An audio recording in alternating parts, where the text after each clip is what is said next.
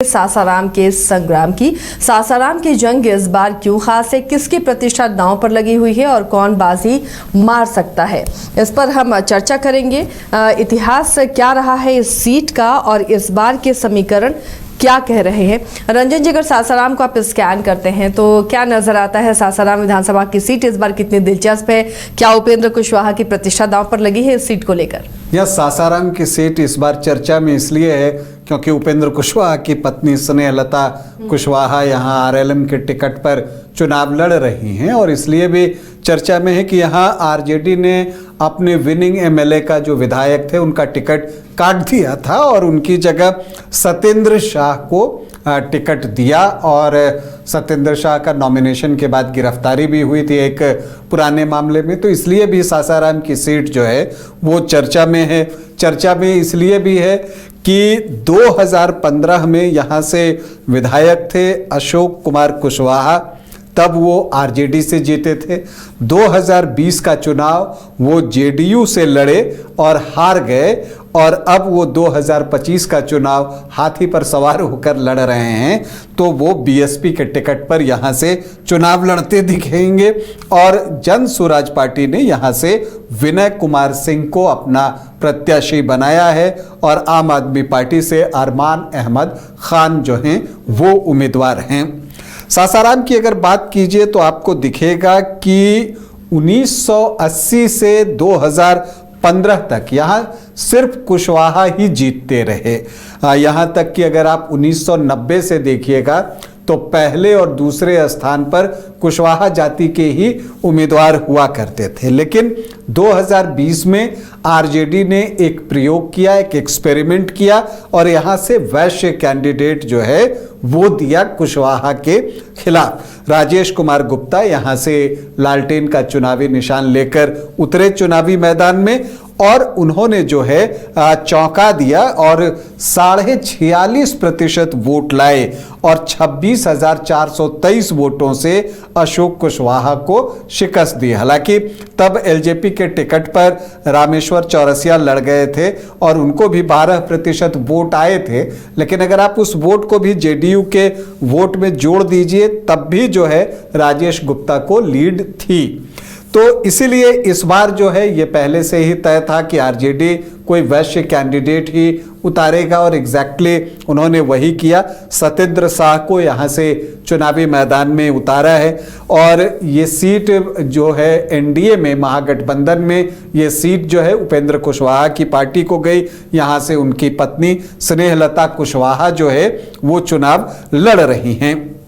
देखिए, अगर पिछले बार के समीकरण को देखिए तो आपको लगता है कि आरजेडी ने जो एक्सपेरिमेंट किया है उससे उनका समीकरण मजबूत हुआ है, क्योंकि जो उनका समीकरण था जब उसमें वैश्य वोटर्स इंक्लूड हो रहे हैं तो वो उस समीकरण को और भी स्ट्रॉन्ग कर दे रहे हैं।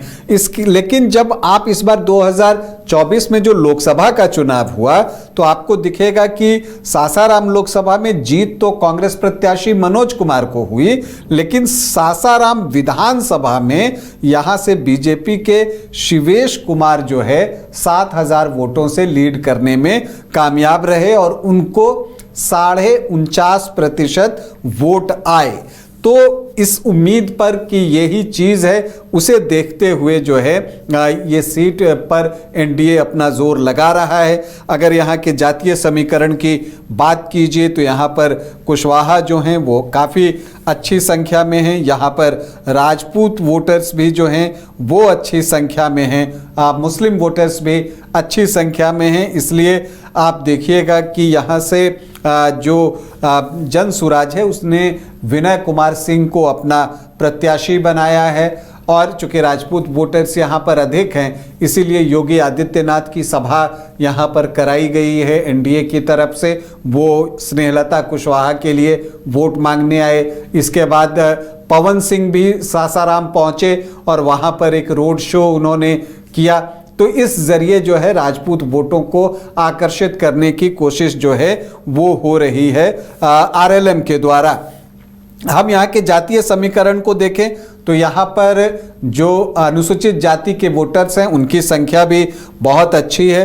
17.5% जो है वो उनकी मत प्रतिशत है। मुस्लिम 15.2% हैं, यादव 7 से 8% हैं, तो एमवाई जो है वो 22 से 23% है।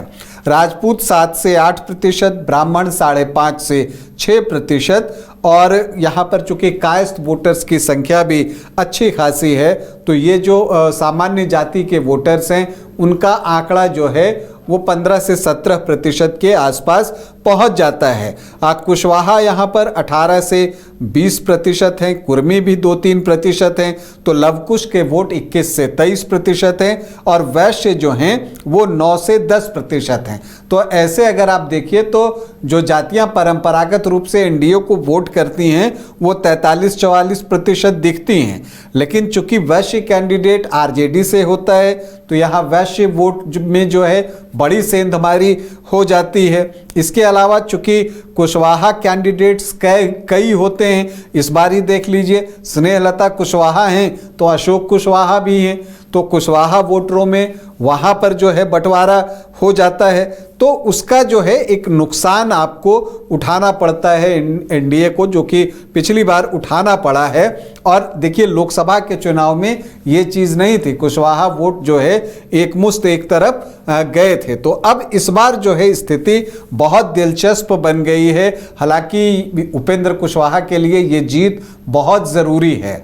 लोकसभा चुनाव में उनको हार का सामना करना पड़ा था। पवन सिंह वहां से निर्दलीय काराकाट से चुनावी मैदान में उतर गए थे, लेकिन इस बार पवन सिंह खुद उपेंद्र कुशवाहा से मिले और अब जो है उनकी पत्नी के लिए रोड शो करने वो सासाराम भी आए, तो लगता है कि वो खाई पट गई है। और जो अब जो है यहाँ पर कोशिश है कि उपेंद्र कुशवाहा और पवन सिंह जो है वो एक दिखाई देने की कोशिश करते हुए दिखे हैं। तो अब देखना है सासाराम में क्या परिणाम आता है, क्योंकि इसके बारे में बताना बहुत मुश्किल है जिस तरह से वोटों का बंटवारा होगा।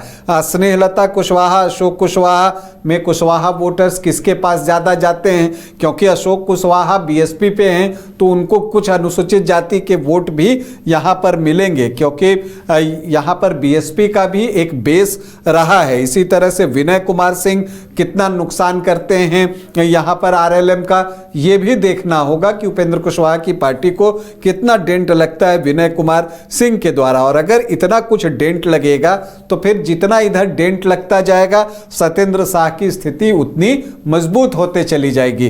तो कुल मिलाकर अगर आप देखिए तो सासाराम में एक रोचक मुकाबला है, और चूंकि उपेंद्र कुशवाहा बड़े नेता हैं तो वहां पर किस तरह से वो चीज़ों को और जो बूथ मैनेजमेंट है उसको मैनेज करते हैं, इन सारी चीज़ों पर जो है सासाराम का चुनाव परिणाम निर्भर करेगा।